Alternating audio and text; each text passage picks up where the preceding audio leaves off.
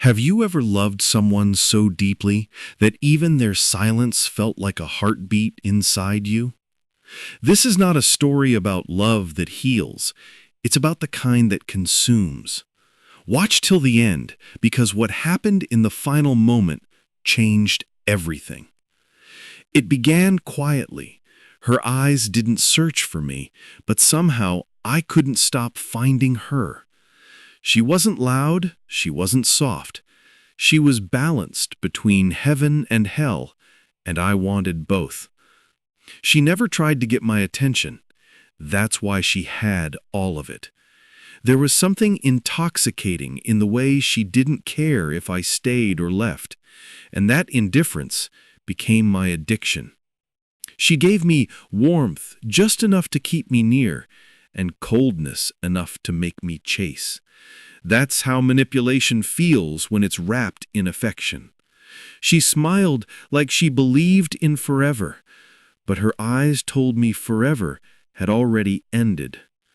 I saw both heaven and warning in that smile, and I still chose to stay. It wasn't love anymore. It was survival. Her silence started to feel like punishment. I kept waiting for her attention, like a sinner waiting for forgiveness.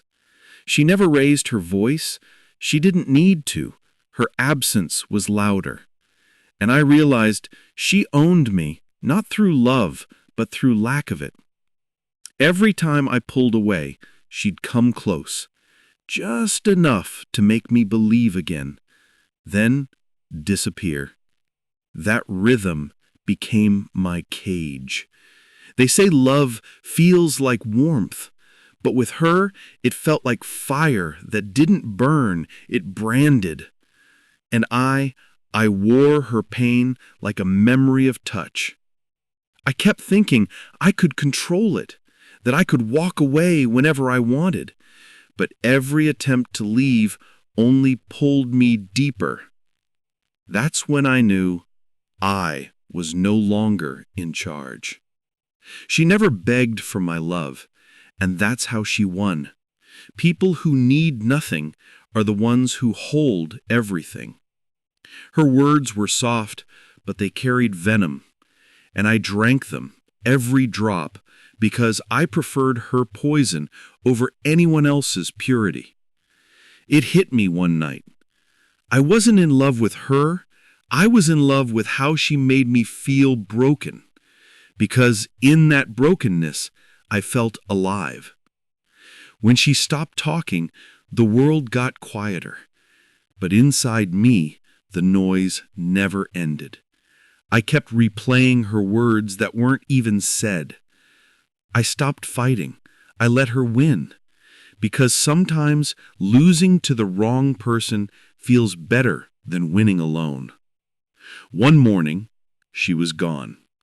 No message, no reason, just absence. As if she had erased herself from the story.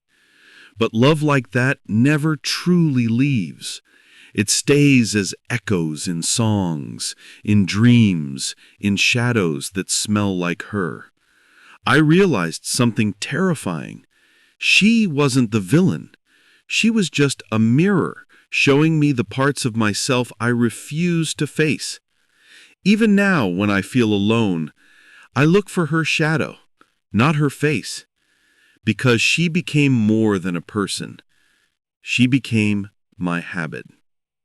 The most dangerous kind of love isn't the one that ends in betrayal. It's the one that teaches you to crave your own destruction. Now I know it wasn't her that hurt me. It was me loving the hurt she gave. Some loves don't end. They just live inside you, quietly burning. If you've ever felt this kind of love, the kind that hurts, yet feels impossible to let go, tell me in the comments what you learned from it. And if this story touched something deep inside you, subscribe, because next time I'll tell you what happens when the one who left suddenly comes back.